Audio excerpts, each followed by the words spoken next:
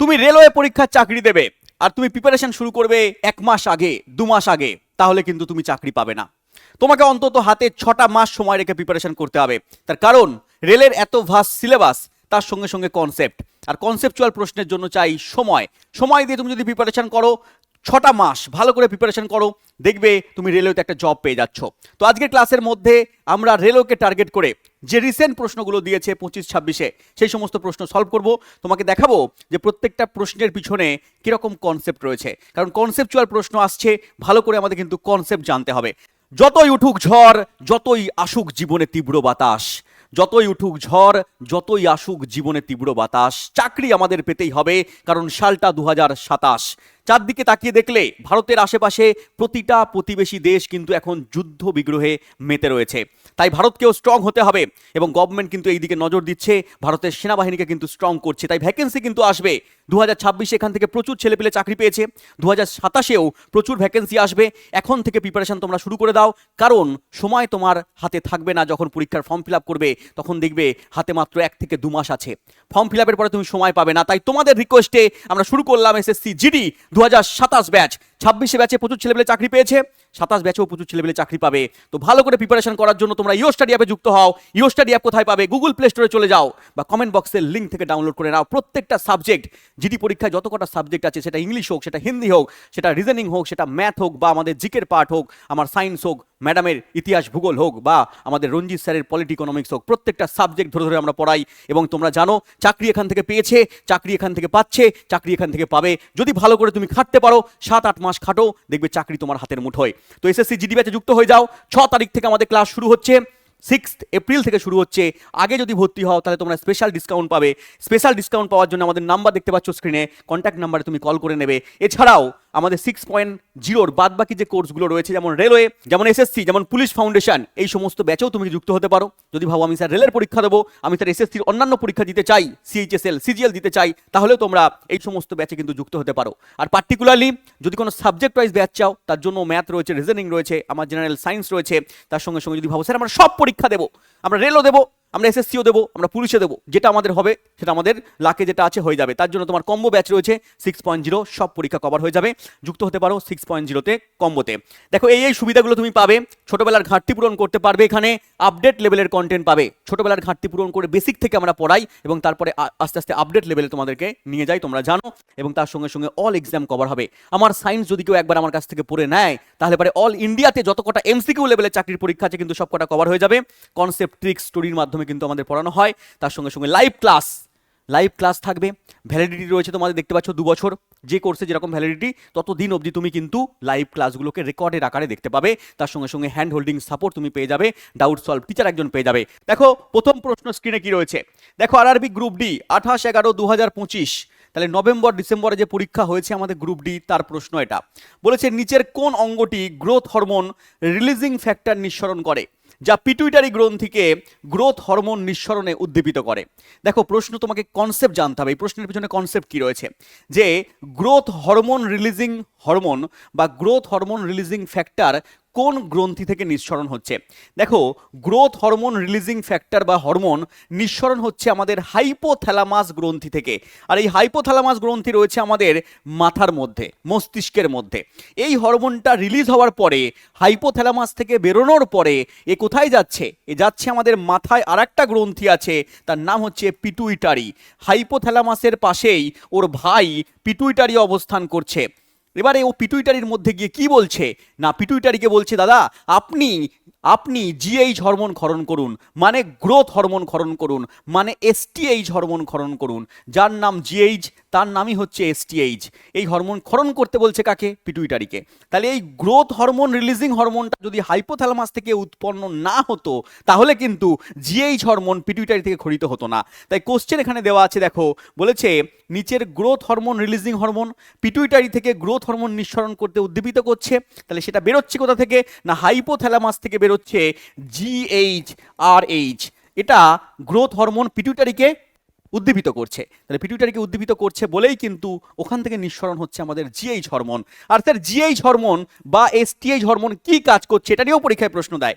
Sir GH বা STH hormone এর পুরো নামটাকে জেনে নাও। এর পুরো নাম হচ্ছে সোমাটোট্রপিক হরমোন, আর জিএইচ এর নাম হচ্ছে গ্রোথ হরমোন। তাহলে এটা ঠিকমতো ক্ষরিত হয় বলে আমাদের পেশি, আমাদের পেশি, আমাদের আমাদের পেশি, আমাদের অস্থি এগুলো অতিরিক্ত হারে বৃদ্ধি পাচ্ছে। কখন বৃদ্ধি পাচ্ছে না 6 থেকে মোটামুটি 15-16 বছর বয়স পর্যন্ত এই হরমোন অত্যধিক হারে মানবদেহে ক্ষরিত হয়। এই জন্য কাউকে তুমি 6 বছর বয়সে দেখবে আর তাকে তুমি গিয়ে 15 বছর বয়সে গিয়ে দেখবে, 8-9 বছর পরে গিয়ে দেখবে, তুমি চিনতে পারবে না। বলে মনে এত বড় হয়ে গেছিস, ঠিক আছে, এত সুন্দর হয়ে গেছিস দেখতে।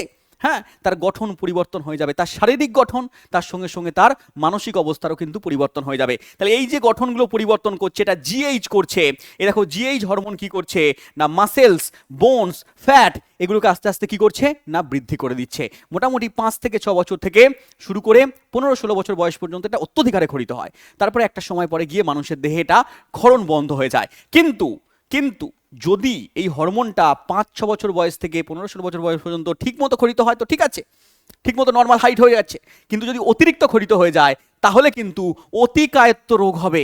অতিকায়ত্ত জাইগান্টিজম রোগ হয়ে যাবে, ঢেঙা লম্বা হয়ে যাবে, 8 ফুট হাইট হয়ে গেল, গ্রেট খালি হয়ে গেল, তাহলে বিশাল লম্বা তখন হয়ে যাবে। অতিকায়ত্ত তাকে বলছি, জাইগান্টিজম তাকে বলছি আমরা। আর যদি স্যার কম ক্ষরিত হয়, যদি প্রয়োজনের তুলনায় কম ক্ষরিত হয় তাহলে বামনত্ব রোগ হবে, বেঁটে হয়ে যাবে, ডোয়ারফিজম হয়ে যাবে। রোগের নাম হচ্ছে বামনত্ব, এটাও পড়ে রাখবে, পরীক্ষায় কিন্তু দিয়ে দেয়। আর যদি স্যার একটা নির্দিষ্ট বয়সের পরে গিয়ে 18-19 বছর বয়সের পরে গিয়ে এটা ক্ষরণ কমে যাচ্ছে কিন্তু তখনও যদি কারোর দেহে ক্ষরিত হয়ে যায় তাহলে পর একটা রোগ হবে যার নাম হচ্ছে অ্যাক্রোমেগালি। কি নাম বাবা? অ্যাক্রোমেগালি। এগুলো একটু মনে রাখবে, পরীক্ষায় কিন্তু এখান থেকে প্রশ্ন দিয়ে দেবে। তাহলে দেখো এই কনসেপ্টগুলো তোমাকে জানতে হবে এবং এই কারণের জন্য এই কনসেপ্টের পিছনে আরও প্রশ্ন রয়েছে। কি প্রশ্ন দিতে পারে স্যার এখান থেকে? দেখো এই কনসেপ্টটা থেকে আমরা বুঝলাম যে হাইপোথ্যালামাস থেকে ক্ষরিত হচ্ছে জিএইচআরএইচ, গ্রোথ হরমোন রিলিজিং হরমোন, সেই জন্য পিটুইটারি থেকে গ্রোথ হরমোন ক্ষরিত হচ্ছে বা এসটিএইচ ক্ষরিত হচ্ছে। এবং এখান থেকে আমরা আরেকটা কনসেপ্ট পেয়ে যাচ্ছি যে একটা হরমোনকে নিয়ন্ত্রণ করছে একটা হরমোন। তার মানে হরমোনকে বলা হচ্ছে ফিডব্যাক নিয়ন্ত্রক। হরমোনকে অন্য হরমোন ক্ষরণ নিয়ন্ত্রণ করছে। যে পিটুইটারি থেকে কি ক্ষরিত হবে সেটাকে নিয়ন্ত্রণ করছে হাইপোথ্যালামাস। তাহলে হাইপোথ্যালামাস হচ্ছে পিটুইটারির ফিডব্যাক নিয়ন্ত্রক। এই জন্য পিটুইটারিকে প্রভুগ্রন্থি যখন বলা হয়, হাইপোথ্যালামাসকে প্রভুগ্রন্থির প্রভু বলা হয়। কি বলা হচ্ছে? মাস্টার গ্ল্যান্ড বলা হচ্ছে। মাস্টার গ্ল্যান্ড পিটুইটারি, তার মাস্টার হচ্ছে তোমার কি বাবা না হাইপোথ্যালামাস। চলে এসো নেক্সট কোশ্চেন। পরের কোশ্চেন বলেছে একই উপাদানের তৈরি দুটো তারের দৈর্ঘ্য সমান কিন্তু তাদের প্রস্থচ্ছেদের ক্ষেত্রফলের অনুপাত 1:4। তাদের রোধের অনুপাত কি হবে? দেখো একটা ফর্মুলা আছে, রোধ বা রেজিস্ট্যান্সের একটা ফর্মুলা আছে, R equals to rho L by A। R equals to rho L by A। Sir rho মানে কি? রো মানে হচ্ছে রেজিস্টিভিটি, যাকে বাংলায় আমি বলি রোধাঙ্ক। কি বলছি আমরা? রোধাঙ্ক বলছি। এটা সমস্ত বস্তুর ক্ষেত্রে আলাদা আলাদা হচ্ছে, যেমন তামার ক্ষেত্রে আলাদা হয়, যেমন লোহার ক্ষেত্রে আলাদা হয়, যেমন অ্যালুমিনিয়ামের ক্ষেত্রে আলাদা হয়। কিন্তু তুমি তামার ছোট তার নেবে, বড় তার নেবে, দুটো রোধাঙ্ক সমান হবে। তুমি অ্যালুমিনিয়ামের ছোট তার নেবে, বড় তার নেবে, মোটা তার নেবে, সরু তার নেবে, সব অ্যালুমিনিয়ামের তারের রোধাঙ্ক একই হবে, সব লোহার তারের রোধাঙ্ক একই হবে। তাহলে তাহলে উপাদান অনুযায়ী রোধাঙ্ক চেঞ্জ হচ্ছে, কিন্তু একই উপাদানের যখন তৈরি হবে রোধাঙ্ক তখন একই থাকবে। ক্লিয়ার? তাহলে রোধাঙ্ক হচ্ছে রেজিস্টিভিটি। স্যার এল মানে কি? এল মানে হচ্ছে পরিবাহী দৈর্ঘ্য, তারের দৈর্ঘ্য, লেন্থ। পরিবাহী দৈর্ঘ্য হচ্ছে এল। স্যার এখানে এলটাও কনস্ট্যান্ট, বলেছে দৈর্ঘ্য কনস্ট্যান্ট সমান আছে, ধ্রুবক আছে, ঠিক আছে। এখানে বলেছে A rho L by A. Sir A মানে কি? এ মানে হচ্ছে প্রস্থচ্ছেদের ক্ষেত্রফল। এই তারটাকে যে নেবে, এই তারের যে প্রস্থচ্ছেদ, এর যে ক্ষেত্রফল, এটাকে আমরা এ নাম দেবো, এরিয়া নাম দেবো। স্যার এই রোধের অনুপাত, এই প্রস্থচ্ছেদের ক্ষেত্রফলের অনুপাত দেওয়া আছে। স্যার প্রস্থচ্ছেদের ক্ষেত্রফলের অনুপাত কত দেওয়া আছে? 1:4। তার মানে A1 বাই A2 এটা দেওয়া আছে 1:4। এবার দেখো রোধ প্রস্থচ্ছেদের ক্ষেত্রফলের সঙ্গে ব্যস্তানুপাতিক। তার কারণ কি? স্যার এ নিচে আছে, এই দুটো কনস্ট্যান্ট, রোধাঙ্ক কনস্ট্যান্ট, এল কনস্ট্যান্ট, তাহলে আর প্রপোর্শনাল টু 1/a। 1/a মানে ব্যস্তানুপাতিক সম্পর্ক। ব্যস্তানুপাতিক মানে একটা বাড়লে অন্যটা কমে যাবে। স্যার তার মানে এখান থেকে আমি বলতে পারবো যে R1/R2 ইকুয়ালস টু, এটা উল্টে যাবে। স্যার কীরকম হবে? উল্টে গিয়ে A2/A1 হবে, A2/A1। তার মানে এখানে a1/a2 দেওয়া আছে 1/4, তাহলে a2/a1 কত হয়ে যাবে 4/1, তাহলে এটাই আমার উত্তর হয়ে যাচ্ছে। দেখো r1/r2 মানে a2/a1 মানে 4/1, তার মানে 4:1। স্যার 4:1 কোন অপশানে আছে? স্যার অপশান এতে আছে। এরকম টাইপের অঙ্ক ভরে ভরে দিয়েছে। গ্রুপ ডি পরীক্ষা 2025-26 যে পরীক্ষা হলো, গ্রুপ ডি না যে কোনো পরীক্ষা বলো, রেলের ক্ষেত্রে তোমার এনটিপিসি বলো, তুমি এলপি বলো, যে কোনো পরীক্ষার কোশ্চেন তুমি তুলে নেবে, টেকনিশিয়ান বলো, প্রত্যেকটা পরীক্ষায় কিন্তু এই টাইপের কোশ্চেন বারংবার বারংবার আসবে এবং আগামী দিনেও আসবে। যারা তোমরা ফর্ম ফিল আপ করেছো তারা ভালো করে এই সমস্ত কোশ্চেনের প্রিপারেশন শুরু করে দাও। এই টাইপের কোশ্চেন কিন্তু থাকবেই থাকবে। নেক্সট কোশ্চেন, পরের প্রশ্নে চলে এসো। দেওয়া আছে নিচের কোন উদ্ভিদ পাতার কিনারে মুকুল তৈরির মাধ্যমে অযৌন জনন সম্পন্ন করে? এটা আমরা সবাই জানি যে পাতার মাধ্যমে বংশ বিস্তার করছে একটা গাছ আছে যার নাম পাথরকুচি। পাথরকুচি গাছের পাতা, এই পাতার কিনারে কি হয়ে যাচ্ছে?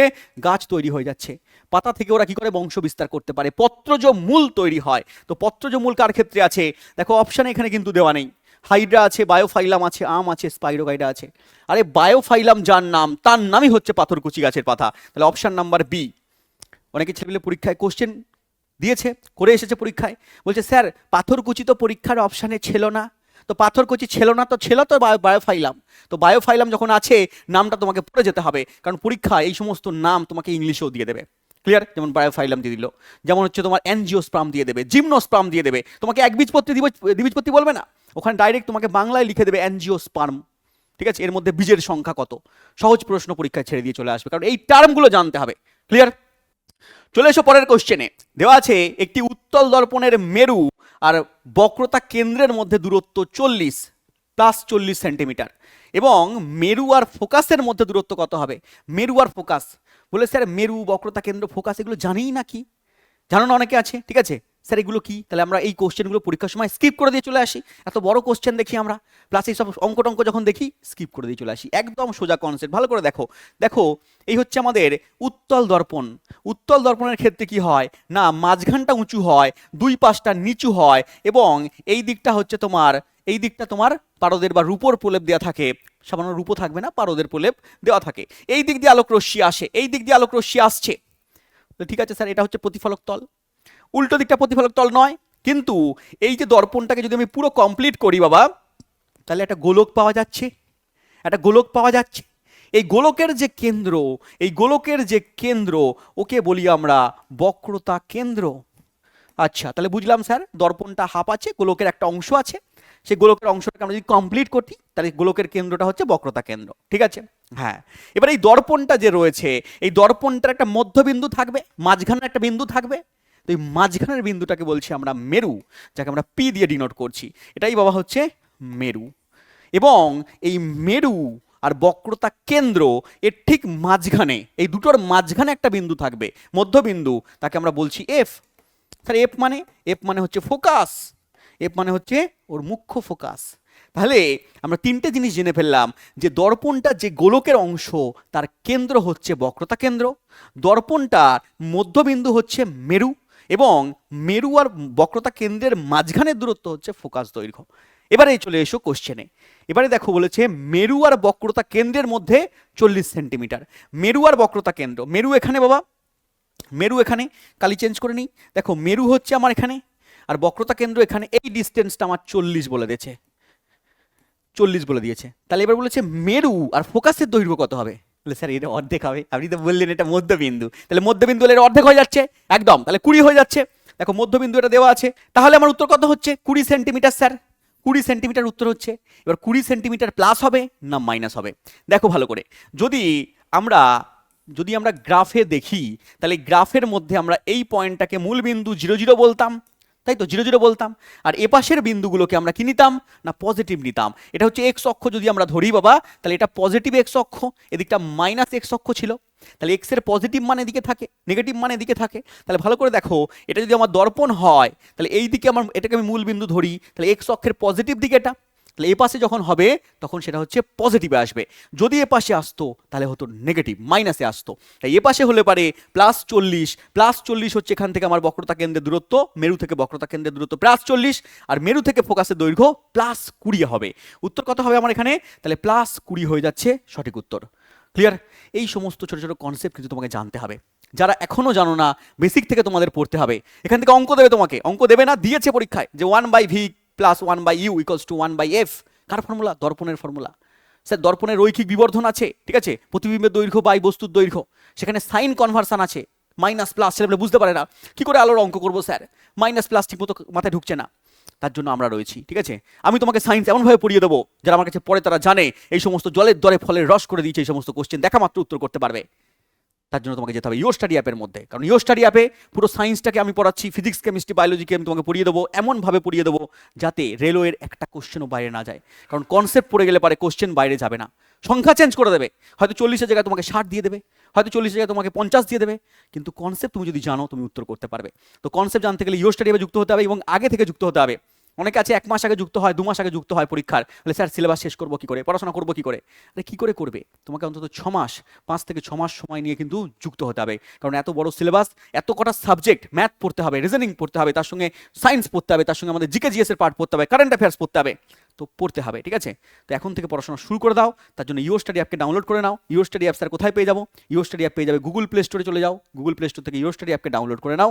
সেখান থেকে তুমি যে কোর্স নেবে, রেলওয়ের জন্য রেলওয়ে ফাউন্ডেশন আছে, গ্রুপ ডি এর কোর্স রয়েছে, এসএসসির জন্য এসএসসির কোর্স রয়েছে, বা তুমি পার্টিকুলার সাবজেক্ট ওয়াইজ কোর্স নিলে পার্টিকুলার সাবজেক্ট ওয়াইজ কোর্সে তুমি যুক্ত হতে পারো। আর আমাদের এখন এসএসসি জিডি কোর্স নতুন লঞ্চ হয়েছে, তোমরা যারা ভর্তি হতে চাও 6 তারিখ থেকে ক্লাস শুরু হবে। তো 6 তারিখ থেকে তার আগে ভর্তি হলে কিছু স্পেশাল অফার পেয়ে যাবে, ফোন করে তোমরা জেনে নেবে। কন্ট্যাক্ট নাম্বার দেওয়া আছে স্ক্রিনে, কন্ট্যাক্ট নাম্বার আমাদের স্ক্রিনে দেখতে পাচ্ছ, এখানে কন্ট্যাক্ট নাম্বারে কল করে নেবে। আর বাদ বাকি কোর্সগুলো বেশি দিন শুরু হয়নি আমাদের, সবে 1.5 মাস হয়েছে, 2 মাস হয়েছে কোনো কোর্স। তো এই কোর্সের মধ্যে এখনও যুক্ত হতে পারো, এখনও তুমি পিছিয়ে পড়বে না, যুক্ত হয়ে আগের ক্লাসগুলো তোমার রেকর্ডের আকারে থাকবে, কমপ্লিট করে নেবে। তো এগুলো পেতে গেলে তোমাকে ইওর স্টাডি অ্যাপে চলে যেতে হবে, দেওয়া আছে এখানে ইওর স্টাডি অ্যাপ, এই সুযোগ সুবিধা পাবে, তুমি দেখে নাও একবার, ছোটবেলার ঘাটতি পূরণ করতে পারবে, আপডেট লেভেলের কন্টেন্ট পাবে, একেবারে বেসিক থেকে পড়িয়ে আমরা আপডেটে নিয়ে যাবো তোমাদেরকে, তার সঙ্গে সঙ্গে এই এক্সামগুলো কভার করতে পারবে, কনসেপ্ট ট্রিক্স এর মাধ্যমে তোমাদেরকে পড়ানো হবে, লাইভ ক্লাস পাবে, লাইভ ক্লাসের সঙ্গে সঙ্গে যে এই ক্লাসগুলো হয়ে যাবে সেগুলো রেকর্ডের আকারে কিন্তু থেকে যাবে যতদিন পর্যন্ত তোমার কোর্সের ভ্যালিডিটি থাকবে। তার সঙ্গে ডাউট সলভ একজন টিচারও তুমি পেয়ে যাবে, পার্সোনাল ডাউট সলভ টিচার। এর জন্য ইওর স্টাডি অ্যাপ ডাউনলোড করে নাও গুগল প্লে স্টোর থেকে এবং কন্ট্যাক্ট নাম্বারে কল করে নাও। চলে আসো আমাদের নেক্সট কোশ্চেনে। বলেছে নিচের কোনটির অম্লতা বা অ্যাসিডিটির মান সবচেয়ে বেশি? অম্লতার মান মানে কার অ্যাসিডিক নেচার সবচেয়ে বেশি? বলেছে জল, বলেছে ভিনিগার, বলেছে লেবুর রস, বলেছে দুধ। উত্তর কি হবে? দেখো জল, জল হচ্ছে প্রশম দ্রবণ। যদি আমরা জলের কথা বলি, জল হচ্ছে প্রশম দ্রবণ, পিএইচ এর মান 7, যার পিএইচ এর মান 7 সে হচ্ছে প্রশম দ্রবণ।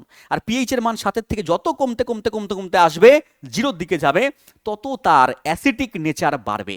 আর যত পিএইচ এর মান 7-এর থেকে বাড়তে বাড়তে বাড়তে বাড়তে যাবে, তার পিএইচ এর মান বাড়তে বাড়তে গেল 14-র দিকে, তাহলে তার ক্ষারীয় ধর্ম বাড়তে বাড়তে যাবে। তাহলে এখানে দেখে নাও জলের পিএইচ এর মান 7 দেওয়া আছে, তাহলে জল এখানে দেখো 7 পিএইচ, এই যে নিউট্রাল দ্রবণ, 7 হচ্ছে পিওর ওয়াটার।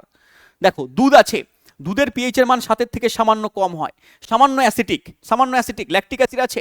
তারপরে কি রয়েছে আমাদের এখানে? তারপরে রয়েছে এখানে ভিনিগার, ভিনিগার হচ্ছে অ্যাসিটিক অ্যাসিড আছে, অ্যাসিটিক অ্যাসিডও আমাদের মৃদু অ্যাসিড, অ্যাসিটিক অ্যাসিডের পিএইচ এর মানও সামান্য কম হবে, এই যে 5 থেকে 6-এর মধ্যে হবে, ঠিক আছে। তারপর রয়েছে লেবু, লেবুর মধ্যে কি আছে? সাইট্রিক অ্যাসিড আছে, লেবুর পিএইচ এর মান দেখো 3-এর থেকেও কম, ঠিক আছে, 2 থেকে 3-এর মধ্যে হয়, হ্যাঁ 2 হয় না, 2 থেকে 3-এর মধ্যে হয় লেবুর পিএইচ এর মান। তাহলে লেবুর রস, সাইট্রিক অ্যাসিড, এখানে অপশানগুলোর মধ্যে আমার সবচেয়ে অ্যাসিডিক দ্রবণ, তাহলে অপশান সি কিন্তু আমার সঠিক উত্তর হয়ে গেল। তাহলে এগুলো তোমাকে ভালো করে জানতে হবে, যদি না জানো তাহলে কিন্তু পরীক্ষায় অ্যান্সার করতে পারবে না, আর ভুল অ্যান্সার করলে -1 তো হবে, তার সঙ্গে মাইনাস আবার 0.33 মানে 1/3 হয়ে যাবে। তাহলে টোটাল আমাদের 1.33 বাদ চলে যাবে, 1.33 নাম্বার বাদ চলে যাবে, এগুলো মাথায় রাখবে। নেক্সট কোশ্চেন, তরঙ্গের বিস্তার বৃদ্ধি পেলে নিচের কোনটি বৃদ্ধি পায়? তরঙ্গের বিস্তার বৃদ্ধি পেলে কোনটা বৃদ্ধি পাবে? দেখো স্যার বিস্তার কাকে বলে? দেখো তরঙ্গ, যদি আমরা শব্দ তরঙ্গের কথা বলি তাহলে তরঙ্গ দেখো এই টাইপের হয়, এই যে আমরা জানি কার্ভ যাচ্ছে তরঙ্গ, ঠিক আছে। এবার এই তরঙ্গের বিস্তার বৃদ্ধি পেল, তার মানে তরঙ্গ আরো উপর দিয়ে যাচ্ছে, বিস্তার হচ্ছে এই যে এই ডিস্টেন্সটা, ঠিক আছে, কতটা উপরে উঠছে, কতটা নিচে নামছে। তাহলে এই যত বিস্তার বাড়বে তত ওর কার্ভের এরকম ভাবে কি হবে, উপর নিচে বাড়বে। আর যত বিস্তার বাড়বে তত তার প্রাবল্য বাড়বে, তীব্রতা বাড়বে। এই যে আমি নর্মাল কথা বলছি, দেখো শব্দ তরঙ্গ এখান থেকে যাচ্ছে, ঠিক আছে, আর আমি আরেকটা কথা বলছি, শব্দ তরঙ্গ এখান দিয়ে যাচ্ছে, তাহলে কি হলো, আমার শব্দের বিস্তার বেড়ে গেল, তার মানে তীব্রতা বেড়ে গেল, মানে ডেসিবেল বেড়ে গেল।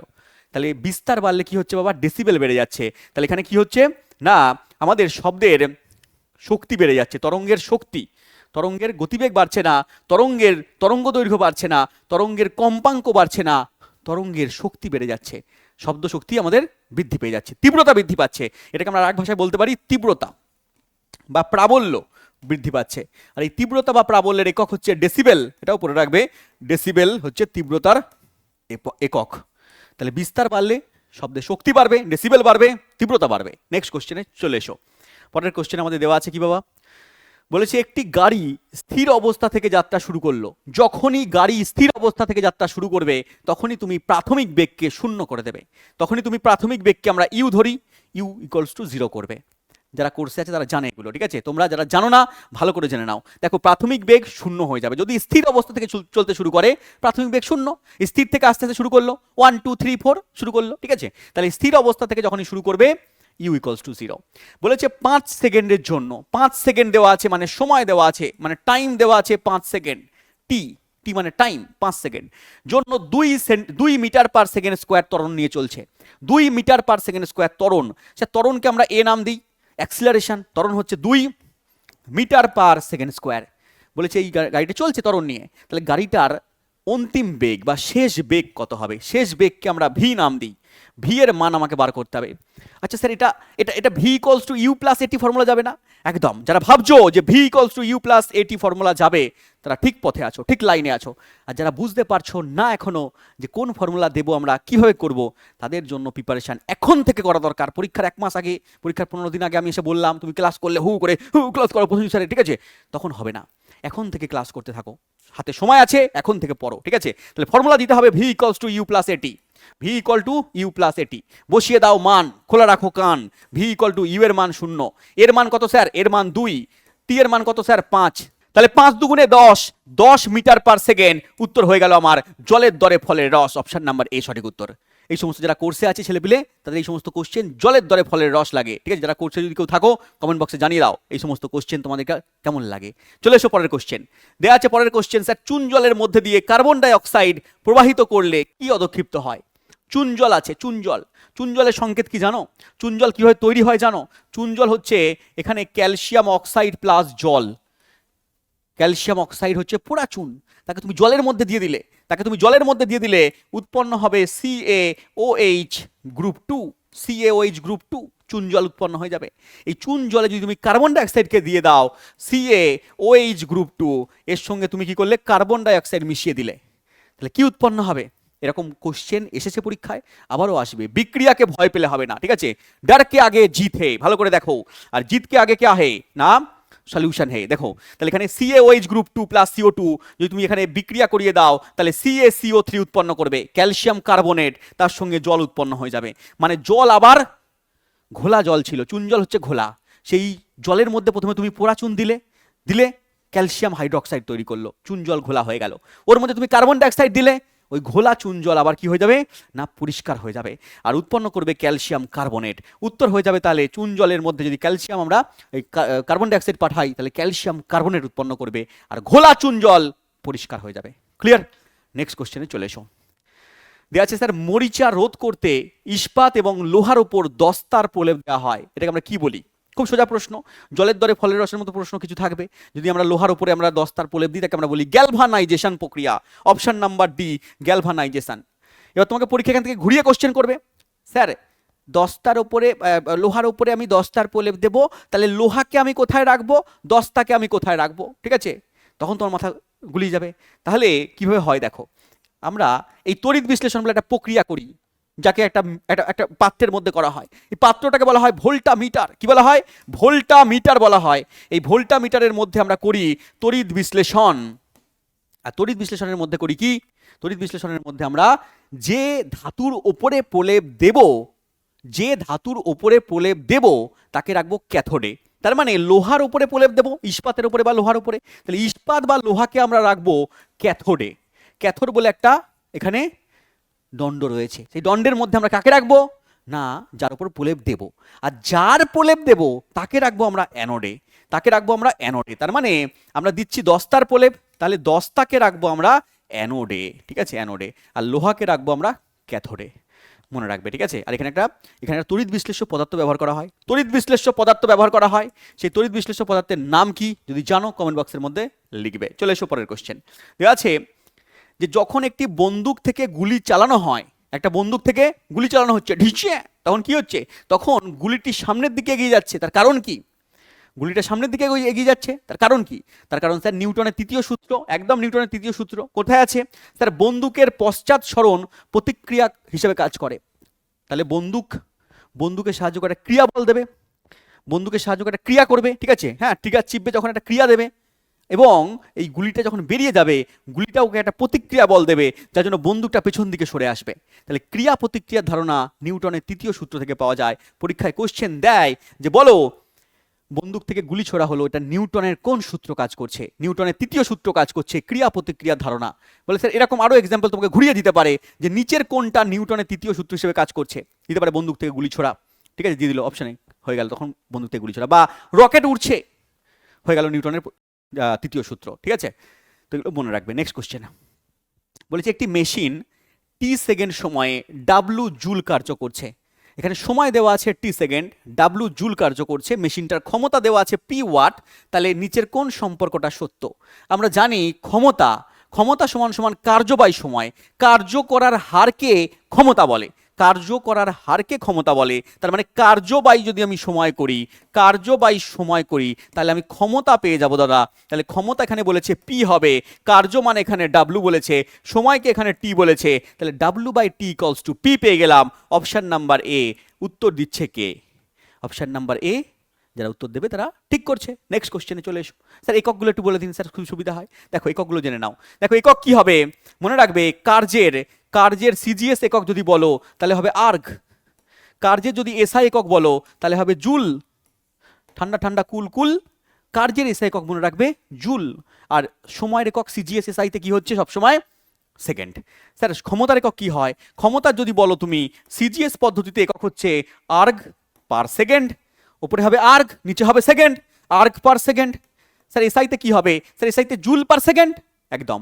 এসআইতে হচ্ছে বাবা joule per second, joule per second. Sir joule per সেকেন্ডের একটা নাম আছে, কি নাম? Sir watt. জুল পার সেকেন্ডকে কি বলা হয়? ওয়াট বলা হয়। তাহলে এসআই একক এখানে জুল পার সেকেন্ড দেবে বা তোমাকে ওয়াট দিয়ে দেবে। ক্লিয়ার? নেক্সট কোশ্চেনে চলে এসো। পরের প্রশ্ন দেওয়া আছে স্যার বৈদ্যুতিক শক্তি ক্ষমতা সময় সম্পর্ক, সেম টাইপের প্রশ্ন দিয়েছে, সেম কনসেপ্টের প্রশ্ন দিয়েছে। দেখো এখানে কার্য বাই সময় মানে ক্ষমতা, তাহলে এই কনসেপ্ট দিয়ে আমি যদি এখানে বার করি এখানে যে ক্ষমতা ইকুয়ালস টু কার্য বাই সময়, আবার লিখছি এখানে কার্য বাই সময়, তাহলে আমি এখানে গুণ করে দিতে পারি যে ক্ষমতা ইনটু সময় ইকুয়ালস টু কার্য। তাহলে কার্য মানে কি হবে? ক্ষমতা ইনটু সময়, ক্ষমতা ইনটু সময় করলে কার্য পাবো। আর কার্য করার সামর্থ্যকেই শক্তি বলে, কার্য করার সামর্থ্যকে কি বলে বাবা? শক্তি বলে। তাহলে কার্যের যা গাণিতিক রূপ হবে এখানে শক্তিরও গাণিতিক রূপটা একই হবে, শুধু কার্য করার সামর্থ্যকে শক্তি বলছি আমরা, ঠিক আছে। তাহলে এখানে কার্যের যা গাণিতিক রূপ শক্তিরও তাই গাণিতিক রূপ, কার্যের যা একক শক্তিরও সেম একক। তাহলে এখানে উত্তর কি হবে? শক্তি ইকুয়াল টু ক্ষমতা ইনটু সময়। কোথায় রয়েছে? অপশন নাম্বার ডিতে রয়েছে। তাহলে কনসেপ্ট পড়লে দেখো উত্তরগুলো তুমি পারবে, কনসেপ্ট না পারলে উত্তর পারবে না। নেক্সট কোশ্চেনে চলে এসো। দেয়া আছে নিচের কোন কার্যকলাপটি পদার্থের কণাগুলোর মধ্যে শূন্য স্থানের উপস্থিতি প্রমাণ করে? মানে দুটো কণার মধ্যে শূন্য স্থান আছে, গ্যাপ আছে, সম্পর্কে গ্যাপ আছে, এটা কোনটা প্রমাণ করছে? দেওয়া আছে একটি কঠিন পদার্থকে উত্তপ্ত করলে বুঝতে পারবে, একটি তরল পদার্থকে জমানো হলে, নাকি জলে চিনি দ্রবীভূত করলে, বা একটা গ্যাসকে সংকুচিত করলে। উত্তর কি হবে? দেখো যদি এখানে একটা ছবি দেখো, যদি এখানে কিছু গ্যাসীয় পদার্থ আছে, মনে করো গ্যাসীয় পদার্থকে যে পাত্রে রাখা হয় তার আকার আয়তন ধারণ করে নেয়। এবারে এই পাত্রের মধ্যে রেখে দিয়েছো, ও ব্যাটা ছড়িয়ে ছিটিয়ে রয়েছে। এবার তুমি একে কি করছো? চাপ দিচ্ছ, প্রেসার দিচ্ছ, চেপে যা। ও কি করবে? ও আরো কাছাকাছি চলে আসবে। দেখো গ্যাসের পদার্থের অণুগুলো যখন তুমি প্রেসার বাড়াবে ও কাছে চলে আসবে। তার মানে এখান থেকে বুঝতে পারলাম যে গ্যাসের পদার্থের অণুগুলো দূরে দূরে ছিল, যেই এদের মধ্যে চাপ সৃষ্টি করলাম কাছে চলে এলো। তাহলে গ্যাসের পদার্থের অণুগুলোর মধ্যে গ্যাপ রয়েছে। তাহলে উত্তর আমার এখানে হবে একটি গ্যাসীয় পদার্থকে সেই জন্য আমরা সংকুচিত করতে পারছি, একটা কঠিন পদার্থকে আমরা সংকুচিত করতে পারি না। একটা লোহাকে তুমি সহজে সংকুচিত করে চেপে দিতে পারবে না, অনেক প্রেসার লাগবে, ঠিক আছে, হ্যাঁ, কল্পনা করতে পারবে না। কিন্তু একটা গ্যাসীয় পদার্থকে আমরা কিন্তু সহজে সংকুচিত করতে পারি। তার কারণ গ্যাসীয় পদার্থের অণুগুলোর মধ্যে কি রয়েছে, গ্যাপ রয়েছে। ঠিক আছে, নেক্সট কোশ্চেনে চলে এসো। দেখো পরের কোশ্চেন বলেছে, যখন সাদা আলো একটি কাঁচের প্রিজমের উপর পড়ে তখন সমস্ত উপাদানের রঙের মধ্যে বেগুনি রং সর্বাধিক বিচ্যুত হয়ে যায়, সর্বাধিক পথে বেঁকে যায়। এর কারণ কি? দেখো কনসেপ্ট দেখো, এই যে আমাদের প্রিজম রয়েছে, এই প্রিজমের মধ্যে দিয়ে আমরা জানি সাদা আলো যদি যায় তাহলে সাদা আলো গেলে এর উল্টো দিক দিয়ে 7টা রঙের আলোতে ভাগ হয়ে যায়, যাকে আমরা বলি বেনিয়া সহকলা। যাকে আমরা কি বলি, বেনিয়া সহকলা। স্যার বে মানে কি? বে মানে বেগুনি। স্যার নি মানে কি? নি মানে হচ্ছে নীল। বে নি আ মানে কি স্যার? আ মানে হচ্ছে আকাশী। বে নি আ স মানে কি স্যার? স মানে সবুজ। স্যার হ মানে কি? হ মানে হলুদ। সহ কলা, ক মানে কি? ক মানে হচ্ছে কমলা, সুন্দরী কমলা। আর ল মানে কি? লাল। তাহলে বেনিয়া সহকলা বেগুনি, নীল, আকাশী, সবুজ, হলুদ, কমলা, লাল, এই কটা রঙে ভাগ হয়ে যায়, 7টা রঙে ভাগ হয়ে যায়। এবং এর মধ্যে সবচেয়ে বেশি বেঁকে যাচ্ছে কে? সবচেয়ে বেশি বেঁকে যাচ্ছে বেগুনি। এই জন্য এর বিচ্যুত ক্ষমতা আমরা বলেছি যে সবচেয়ে বেশি বিচ্যুতির ক্ষমতা সবচেয়ে বেশি কার? বেগুনির। আর সবচেয়ে কম বিচ্যুত হচ্ছে কে? স্যার নীল, লাল। লাল রং সবচেয়ে কম বিচ্যুত হচ্ছে। তাহলে সবচেয়ে বেশি এখানে বিচ্যুত হয়ে যাচ্ছে বেগুনি, এবং এর জন্য এর প্রতিসারাঙ্ক কি হচ্ছে? প্রতিসারাঙ্ক কিন্তু এখানে বাবা সবচেয়ে কম হচ্ছে। তাহলে এখানে দেওয়া আছে এখানে তরঙ্গ দৈর্ঘ্য কম এবং প্রতিসারাঙ্ক সবচেয়ে কম। তাহলে সবচেয়ে বেশি বাঁকছে, তরঙ্গ দৈর্ঘ্য কম হচ্ছে প্লাস প্রতিসারাঙ্ক কম হচ্ছে। অপশন নাম্বার বি কিন্তু আমার এখানে সঠিক উত্তর হয়ে যাবে। যদি বলে স্যার তরঙ্গ দৈর্ঘ্য সবচেয়ে বেশি কার? তরঙ্গ দৈর্ঘ্য সবচেয়ে বেশি হচ্ছে লালের। লাল বর্ণের বিচ্যুতির হার কম, তরঙ্গ দৈর্ঘ্য সবচেয়ে বেশি। এই জন্য আমরা রেড সিগন্যাল বোঝাতে, বিপদ সংকেত বোঝাতে লাল আলোকে ব্যবহার করি। দূর থেকে আমরা দেখি ও বাবা রেড সিগন্যাল, দাঁড়া গাড়ি দাঁড়া। ঠিক আছে, তাহলে রেড সিগন্যাল বোঝাতে আমরা কি করি? লাল আলোকে ব্যবহার করি তরঙ্গ দৈর্ঘ্য বেশি হওয়ার কারণের জন্য। এবং সবচেয়ে বিচ্যুতি বেশি যদি বলে তাহলে বলবে বেগুনি বর্ণ, আর তরঙ্গ দৈর্ঘ্য কম, প্রতিসারাঙ্ক কম কার ক্ষেত্রে? বেগুনি বর্ণের ক্ষেত্রে। নেক্সট কোশ্চেনে চলে আসো। বলেছে মাইটোকন্ড্রিয়া বিশেষ কারণে তাদের নিজস্ব ডিএনএ এবং রাইবোজোমকে রেখে দিয়েছে। নিজস্ব ডিএনএ আছে, নিজস্ব রাইবোজোম আছে। কার আছে? মাইটোকন্ড্রিয়ার আছে। বলেছে এর ভিত্তিতে তারা কি করতে পারে। দেখো মাইটোকন্ড্রিয়া হচ্ছে একটা কোষীয় অঙ্গাণু, কোষের মধ্যে রয়েছে। একে আমরা কোষের শক্তি ঘর বলি। কি বলি? কোষের শক্তি ঘর বলি।